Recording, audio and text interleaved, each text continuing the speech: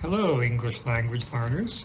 This is Alan, your English coach, here with another installment of Pronunciation Practice, a weekly series of short videos to help English learners pronounce better. Has this ever happened to you? Somebody asks you whether you can or cannot do something. You say that yes, you can do the thing, and they think you said that you can't do it. It's probably not only happened to you a couple times, it probably happens a lot. This is a very common problem with the words can and can't in English for non-native speakers. You might think, I just said I can go. I didn't say the T, so why do they think I can't go? Well, that's a good question. There are two things happening between the words can and can't when we use them in a sentence.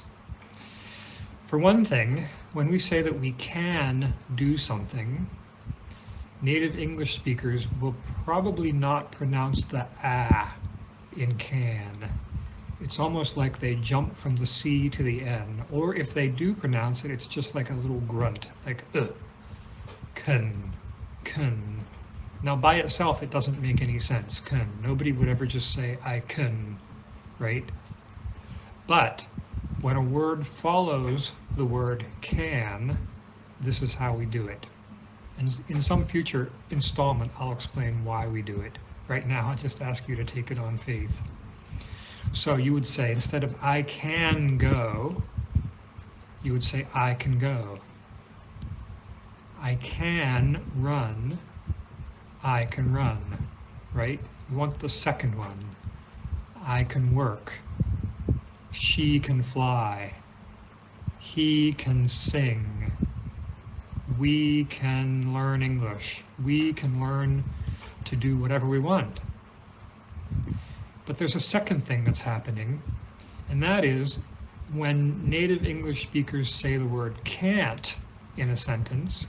Now they do say the A like a normal A, can't, they'll say it like that, but then what we do is we clip the T off. All right? So when we say, I can't go to the store, this is what it would really sound like. I can't go to the store. You can't eat that. We can't work tomorrow. They can't sing. You almost don't hear the T, which is why when you say I can go, a native English speaker doesn't rely on the T. They think there's a T there even though there isn't, right? So there's no T, but because you've said the A like an ah, as they do in can't, they have heard can't rather than can. So your practice now is to come up with sentences using can and can't. Try them from all different people. So for example, I can go, I can't go. You can learn, you can't learn. He can eat, he can't eat. She can run, she can't run.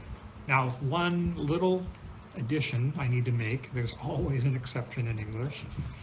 If can is the last word in the sentence, then you do pronounce the A, right? You wouldn't say, yes, I can, right? You might say, I can go, I can go, I can go, but you wouldn't say, yes, I can.